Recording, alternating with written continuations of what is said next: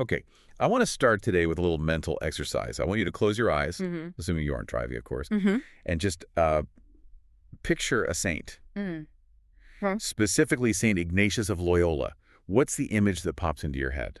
Well, I imagine for most people, it's the standard, the stained glass window treatment. Right. You see a figure in these flowing robes, maybe he's holding a book of rules, and he's gazing serenely up at a beam of heavenly light. Hands folded in prayer. A halo, Great obviously. halo is a must, yes. Exactly. That's the brand. That is the statue you see in the garden. Now, I want you to take that mental image and absolutely smash it with a cannonball. Tuckling, a very specific instruction. Because the sources we have in front of us for this deep dive, they tell a completely, and I mean completely different story. Right. If you met this guy in his 20s, you wouldn't be asking for his blessing. Yeah. You would probably be crossing the street to avoid getting stabbed. That is a very fair assessment.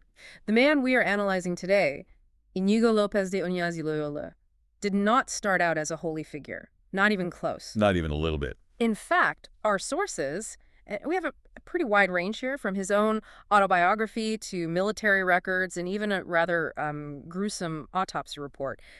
They paint a picture of a man who was, quite frankly, a disaster. A disaster. I love that.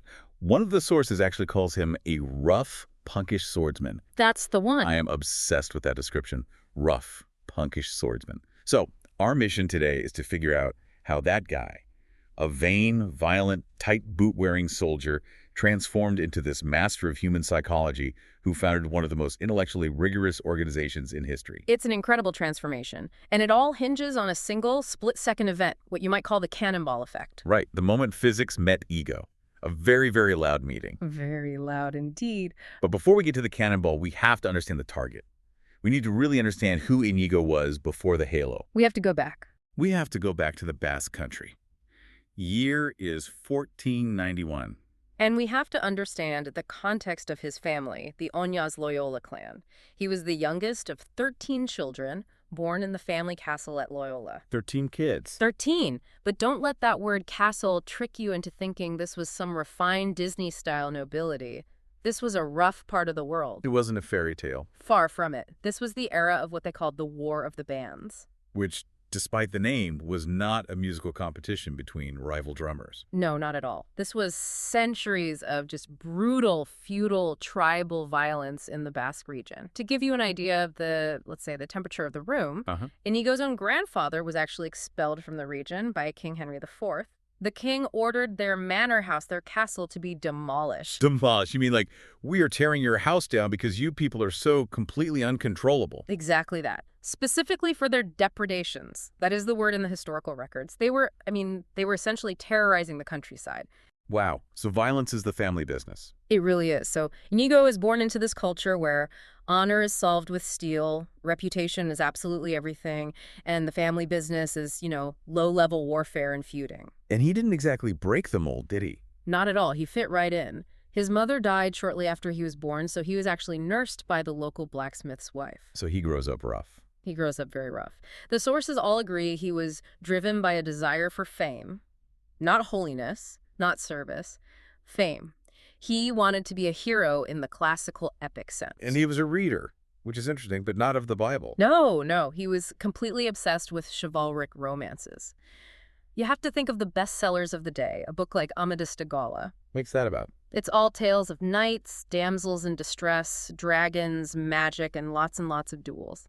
He patterned his entire personality, his whole way of being in the world around this fiction. He wanted to be the main character of his own story. And he dressed the part. This is one of my favorite details in the entire stack of research we have. It's very telling. Listen to this description of him as a teenager, serving in the court of the treasurer of Castile. It says he strutted about with his cape flying open to reveal his tight-fitting hose and boots, a sword and dagger at his waist. He's peacocking. It's pure performance. Total peacocking. He wants everyone to see his fancy boots and his, well-turned calves. It's classic overcompensation, really. He wasn't a particularly tall man, but he was incredibly vain. The sources are very clear on this. He was obsessed with his appearance, specifically his legs and his long, flowing hair. And he was, quote, sensitive to insult. Which is a very dangerous trait when you're carrying a sword and a dagger at all times. Yeah, that's a bad combination. And we have to talk about the criminal record, because usually when you read a saint's biography, they kind of skip the part about the arrest warrant. Yes, the hagiographies, the official saint stories, they tend to gloss over this little episode. The sources are a bit vague on the specifics, probably to protect his reputation later on. But we know that during carnival time in 1515, Íñigo and his brother, who was a priest, mind you. His brother was a priest. A priest. They were involved in some nocturnal misdemeanors. Nocturnal misdemeanors sounds like they were, I don't know, tipping cows or something. But it was way worse than that, wasn't it? Oh, it was violent. It was described as treacherous. It was significant enough that he was prosecuted for it. And here is where we see his character at the time really shine through. How does he get out of it? He gets out of it by claiming clerical immunity. Because he had been tonsured as a boy, the haircut that was a minor religious rite, it didn't really make him a priest, but technically, legally, it put him under church law, not civil law. So he played the "don't you know who I am" card? He used a legal loophole to escape jail. Precisely. So let's just recap the profile we're building here. We have a violent, womanizing, a fashion-obsessed aristocrat who uses his privilege and legal loopholes to avoid the consequences of his actions. He's a brat. A dangerous, noble brat. That's a perfect summary. But he must have been competent, right? He wasn't just a layabout, a trust fund kid. Oh, no, he was very competent. He was known as a servant of the court. He had charisma. He joined the military at 17 and served under the Duke of Nájera. He was apparently a very good diplomat and a brave soldier. But the motivation was all wrong. The motivation was entirely internal. It was all about his ego. He wanted the glory. He wanted people to write songs about his deeds. Which brings us to the moment that changed absolutely everything. The inciting incident. May 20, 1521. The Battle of Pamplona. This is the turning point. The context here is a French Navarrese expedition force storming the fortress of Pamplona. Íñigo is one of the defenders.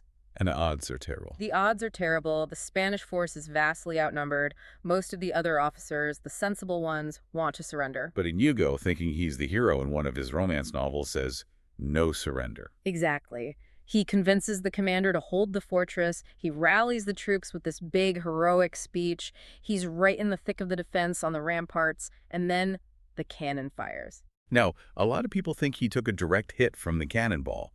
But that's not quite right, is it?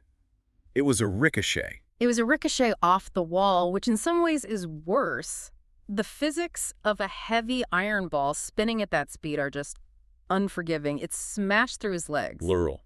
Both legs. Both. It fractured his right leg, shattered it, really, and badly injured the left one as well. And just like that, the dancing, the strutting, the fencing, the fancy boots, it's over. It's all over.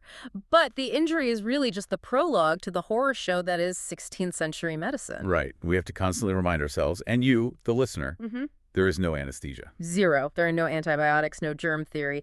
The French soldiers, actually out of respect for his bravery, didn't take him prisoner. They carried him back to his family home at Loyola. A small mercy, I guess. A small mercy, but the bones had been set poorly in the field. They weren't knitting together correctly. They were a mess. And this is where the vanity we talked about earlier, his obsession with his appearance, becomes genuinely pathological. The source says a piece of bone was protruding below the knee. It was ruining the line of the leg. Think about that. He's lying there in agony, but his primary concern is aesthetic. He looked at his mangled leg and realized he couldn't wear his fashionable, tight-fitting boots with that bone sticking out. It was a fashion disaster for him. He was an aesthetic catastrophe. So what did he do? I mean, what could he do? He told the doctors to break the leg again. What? She ordered them to re-break the leg and reset it. And when that was done, and a piece of bone was still protruding, he ordered them to saw it off. He voluntarily had a guy saw off a piece of his own leg bone while he was awake, just so his boots would fit better. He did. The sources say he clenched his fist so hard during the procedure that he didn't cry out, but the physical toll was just immense. He nearly died from the shock and the subsequent infection. They gave him the last rites. They did. Everyone thought he was going to die, but he somehow pulled through. It's a level of commitment to fashion that I almost have to respect it. It's horrifying, but it's impressive. It's something, that's for sure. But it didn't even work, did it? Not fully. He survived, which in itself is a miracle, given the sanitation of the time. But the leg never healed properly. One leg ended up permanently shorter than the other. So he had a limp. A permanent, pronounced limp for the rest of his life. His military career was over. His days as a dashing courtier were over. So the punkish swordsman is effectively dead. He's now an invalid. He's stuck in bed at the family castle for months on end. And this leads to what I think is the most relatable part of this entire story. The boredom.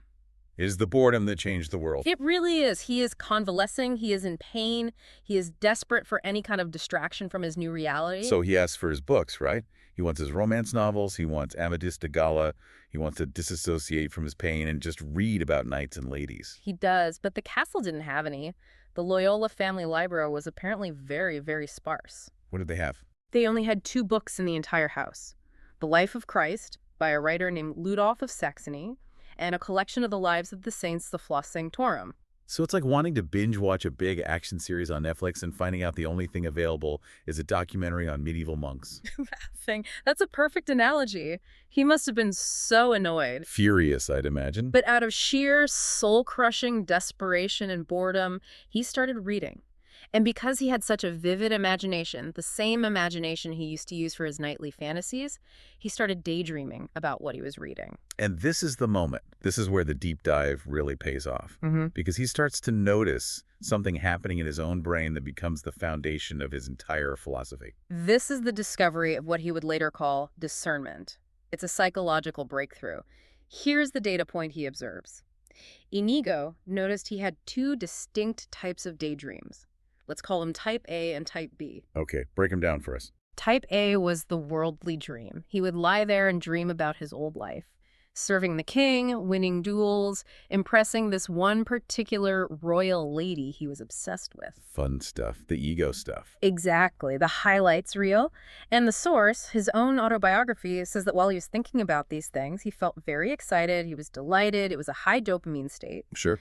But, and this is the crucial observation, when the daydream ended, when he came back to reality in his sickbed, he felt dry, desolate, dissatisfied, empty. Okay, so a high peak followed by a low valley, a crash. A real crash.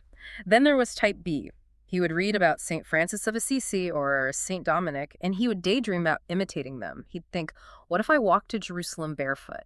Or what if I ate only herbs and lived in a cave? Which on the surface sounds miserable compared to court life and duels. It does. It sounds hard and unpleasant. But he noticed something strange about the after effect. While the thought itself might be daunting, when he stopped thinking about it, he didn't feel empty. He felt peaceful. A good feeling. A lasting good feeling. He remained contented, joyful. There was no crash. So the world dream left him empty, and the holy dream left him full. It's like the difference between eating junk food and a healthy meal. That's a great way to put it. He began to realize that the immediate emotion isn't the truth. The lingering state, the aftertaste, is the truth. The aftertaste of an idea. Yes. He called the feeling of emptiness desolation and the feeling of peace consolation. He came to believe that these weren't just his own moods. He believed they were signals, external impulses from different spirits, a good spirit and a bad spirit, helping him navigate his life choices. It's basically the first documented case of someone realizing, hey, maybe chasing clout and trying to look cool isn't actually making me happy in the long run. In a very profound way, yes. He's hacking his own spiritual and psychological reward system. He realizes that the immediate excitement of vanity was a deception. And he combines this with another technique he learned from one of the books, right? From Ludolf of Saxony's book. Yes. The book suggested a method of prayer called simple contemplation. It said that when you read the gospel, you shouldn't just read the words like a textbook. You should close your eyes and place yourself mentally at the scene. It's a visualization. Intense sensory visualization. If you are reading about the nativity, you should visualize the crib. Try to smell the straw, hear the animals, feel the cold night air on your skin, be a character in the story. Wow. Ignatius, with his novelist's imagination, latched onto this. He took his capacity for fantasy, which he used to use for ladies and swords, and he completely redirected it, applying it to scripture. This methodology would later become the core of his famous spiritual exercises. So he's reprogramming his entire brain. He eventually heals enough to walk, though he's got this pronounced limp now, and he decides, okay, I'm done with the tight boots. I'm going to Jerusalem. That's his new quest. He leaves the castle. He rides to the famous Benedictine monastery of Santa Maria de Montserrat. And there we get this incredibly cinematic scene that the sources call the Vigil of Arms. This is straight out of the chivalry books he used to read. It is deeply, deeply symbolic. In the romance novels, a knight would stand vigil over his weapons all night before a great quest or before being knighted. Right. Íñigo does this. He spends the whole night in prayer before an altar of the Virgin Mary. But at the end of the night, he hangs his sword and dagger on the altar. He leaves them there. He surrenders the Punkish Swordsman. He's decommissioning his old self. And the vanity, too. He finds a beggar outside, gives him all of his expensive noble clothes, and puts on a rough sackcloth tunic. He's performing a total identity shift. You know, I always feel bad for that beggar in the story. Imagine walking around a 16th century Spanish town wearing a duke's outfit. He probably got arrested immediately for theft. It is highly probable he had a very bad day after having a very good one. So Íñigo walks away in his sackcloth, and he heads to a nearby town called Manresa. He only intended to stay for a little while, but he ended up staying for about a year. And this becomes known as his cave period. From the castle to a cave. You can't get more extreme than that. What was he doing there? He lived in a natural cave near the river. He begged for food in the town. He did chores at a local hospital. And he prayed. He prayed for 7 hours a day. He stopped cutting his hair and his nails. He became the visual opposite of the well-groomed courtier he once was. And during this time in the cave, things get, well, they get weird. The source describes him having daylight visions. Yes. And we need to unpack the serpent vision because it's absolutely fascinating from a psychological perspective. Yeah, this sounds pretty trippy. What did he see? The source, his autobiography again, says he saw a form in the air next to him. It was exceedingly beautiful. It seemed to have the shape of a serpent, and it had many things that shone like eyes but were not eyes. A beautiful, shining serpent with fake eyes. That sounds terrifying, actually, not beautiful. Well, initially, it gave him much delight. He loved gazing at it. It was mesmerizing. And here he applies his new tool of discernment. When the object vanished, he felt disconsolate. He felt bad. The crash again, the bad aftertaste. Exactly. He eventually interpreted this beautiful vision as being diabolical in nature. He realized that not all spiritual experiences are good. Some are beautiful distractions or deceptions. So he's refining his system. He's field testing it. Just because it glows and looks holy doesn't mean it is. He's learning to trust the lingering feeling, not the initial flash. So he's in the cave, battling shiny snake visions, figuring out his whole theology. He eventually leaves Manresa, and he actually makes it to the Holy Land, September 1523. He does. He gets to Jerusalem. This is the goal. He wants to spend the rest of his life there, walking where Jesus walked, helping pilgrims. But he only stays for a few weeks. The Franciscans, who were the Catholic custodians in charge of the holy sites, sent him back to Europe. They kicked him out. Why? Was he too intense for them? Was he, scaring the tourists with his unkempt hair? It was more political than that. It was a very dangerous time. The Franciscans were trying to maintain a very delicate peace with the Ottoman rulers of the region. They didn't need a rogue sackcloth-wearing Spanish pilgrim causing diplomatic incidents by trying to convert people in the streets. So he was a liability. A huge liability. They essentially put him on the first ship back and said, "Go home." That must have been a crushing blow. Yeah. He gives up everything, has this massive spiritual transformation, walks across Europe, and gets fired from his own pilgrimage after just a couple of weeks. It was a huge reality check. He realized that zeal wasn't enough. Piety wasn't enough. If he wanted to really help souls, as he put it, he needed credentials. He needed authority. He needed to be a priest. And to be a priest. He needed an education. But he's 33 years old at this point. In the 1500s, that's practically middle-aged. Yeah. And he doesn't have the basics. He barely knows Latin, the language of all scholarship. So we get this incredible image of Íñigo, the former soldier, the man of the world, sitting in a free public grammar school in Barcelona. Children? Squeezed into a bench alongside 10-year-old boys, chanting Latin conjugations. That requires a total death of the ego. I mean, the guy who had a piece of his own bone sawed off to look cool in boots is now the oldest kid in first grade. It shows an incredible amount of determination. He's willing to do whatever it takes. He eventually learns enough Latin to move to the University of Alcalá to study theology, but he runs into trouble again. The Inquisition. You can't have a good 16th century Spanish saint story without the Inquisition showing up eventually. Indeed. Ignatius, or Íñigo, as he was still known, he wasn't just studying, he was also preaching on the street. He was teaching people his method of prayer and discernment, and strange things started happening. The source mentions women in his prayer groups experiencing ecstatic states. fainting, convulsions. Correct. It says one fell senseless, another sometimes rolled about on the ground. The Inquisition got very suspicious. Why? There was a group at the time called the Alumbrados, the Illuminated Ones, who were considered heretical. They claimed direct inspiration from God, bypassing the church hierarchy. And the authorities thought Íñigo might be one of them. It makes sense from their perspective. He's not a priest. He has no theology degree. But he's got these crowds of women rolling on the floor in religious ecstasy. That's a massive red flag for the religious establishment. So what did they do? He was interrogated and jailed briefly. They examined his teachings and eventually released him, finding no heresy. But they told him to stop teaching complex theology until he had a degree. They basically said, finish school first, then you can talk. So he decides to go to the big leagues. He decides to go to the intellectual capital of Europe at the time, the University of Paris. And this is where the squad comes together. This is a pivotal moment. He moves to Paris. He studies at the Collège de Montaigu and Collège Saint-Barbe. And he starts gathering roommates. The most historically significant roommates of all time, perhaps? He gathers 6 companions around him. And looking at the list of who they were, the diversity is really interesting for the time. So who do we have on the team? Well, you have Francis Xavier, who was another Basque nobleman like Ignatius. You have Peter Faber, who was a Savoyard from the French Alps. Then you have Alfonso Salmeron, Diego Lainez, and Nicolas Bobadilla, who were all Spaniards, and Simón Rodriguez, who was Portuguese. It's a multinational team, a European project, and Francis Xavier.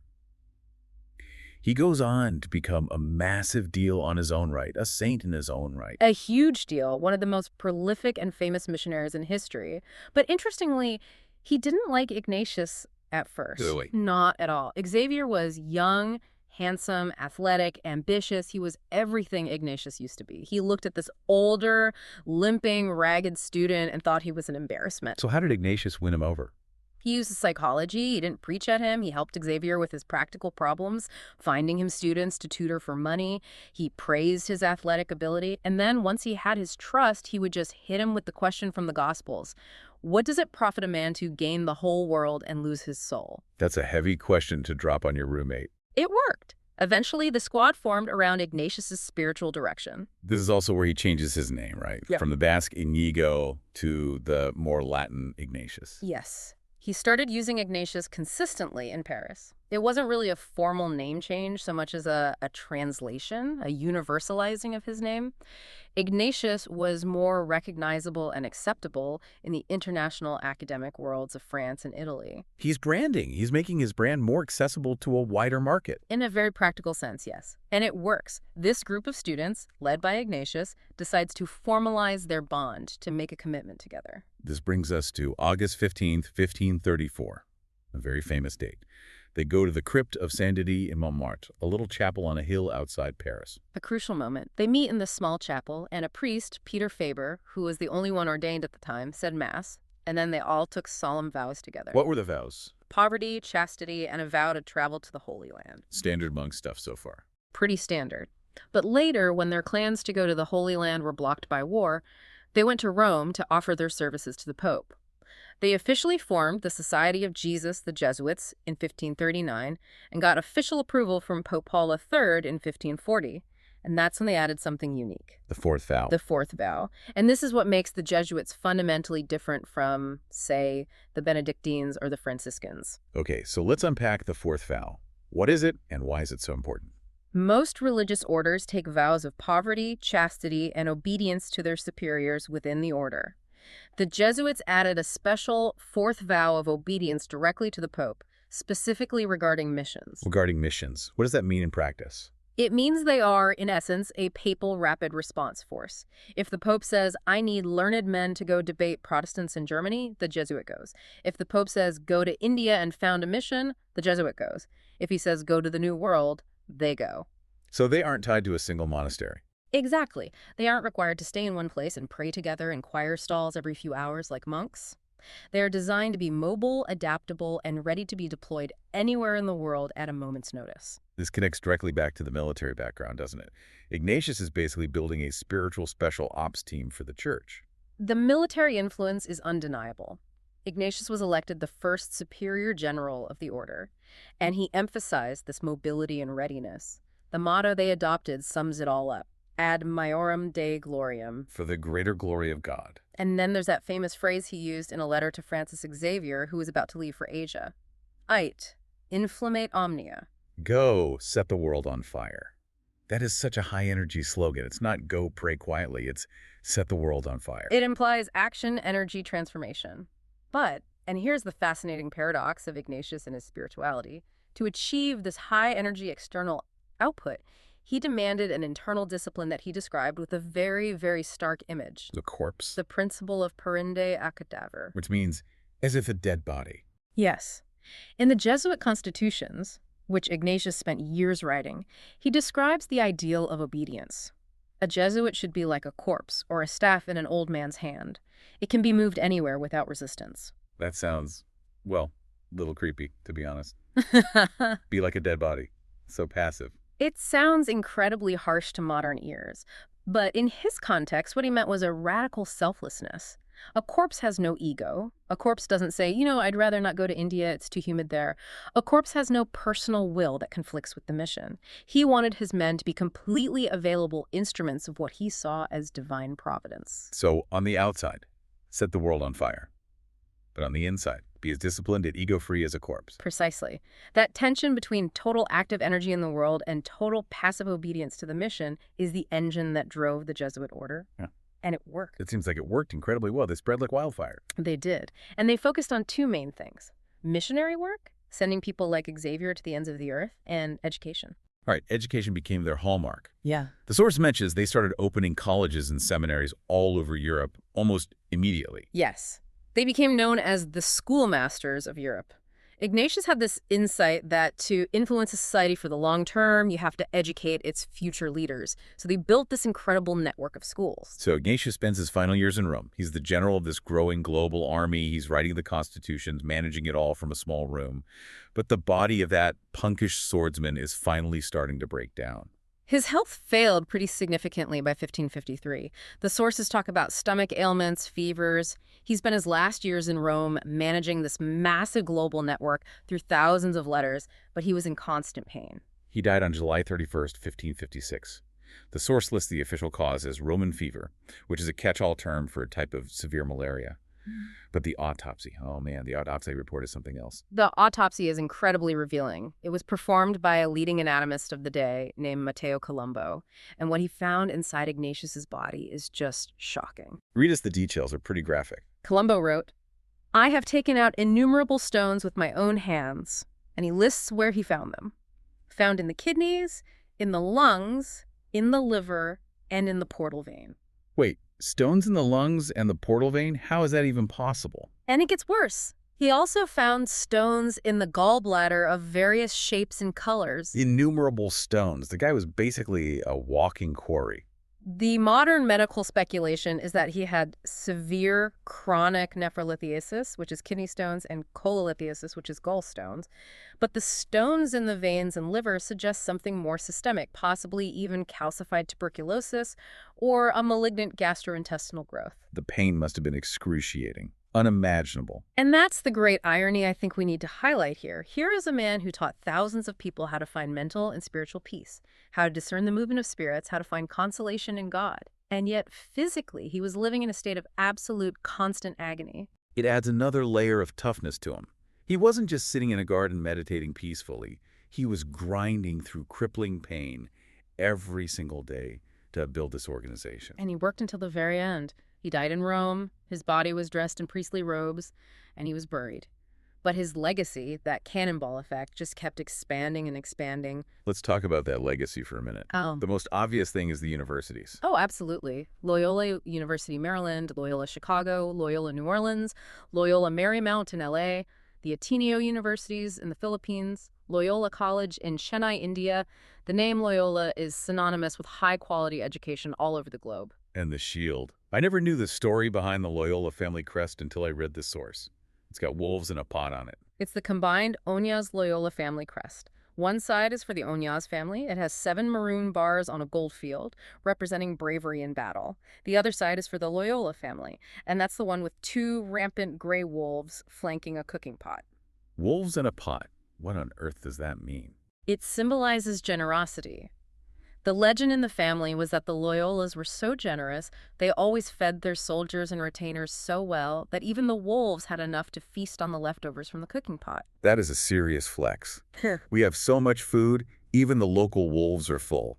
A classic medieval noble flex. And now that symbol is on university campuses all over the world, which is just incredible to think about. It really is.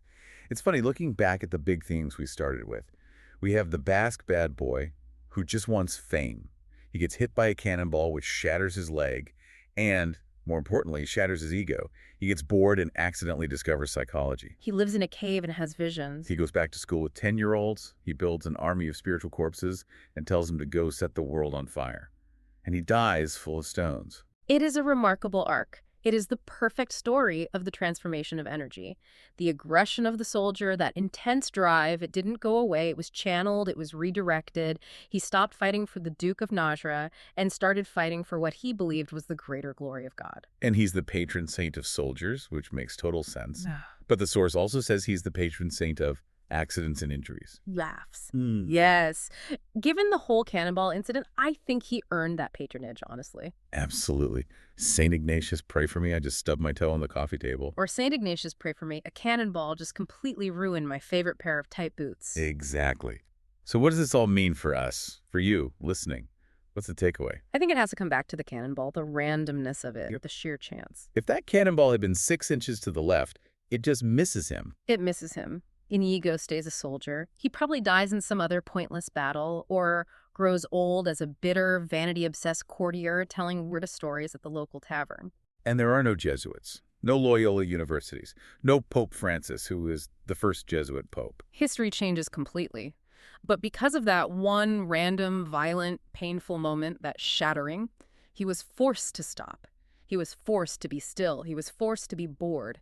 And in that silence, he was forced to look inward and found something entirely new. It's a powerful reminder that sometimes the worst thing that happens to you, the thing that breaks your leg and completely ruins your life's plans, might actually be the beginning of your real story. That is the lesson of his life, I think. The shattering is often the necessary prerequisite for the building. You have to be broken down before you can be built back up into something stronger. So here is our final thought for you to chew on today. We all have our plans. We all have our own version of tight boots that we want to look good in, the image we project to the world. But what is the cannonball moment in your life? What is the unexpected injury or failure or interruption that forced you to change direction? And did you fight it or did you use it like he did to find a new kind of discernment, a new way forward? Something to think about. Thanks for diving deep with us today. Until next time.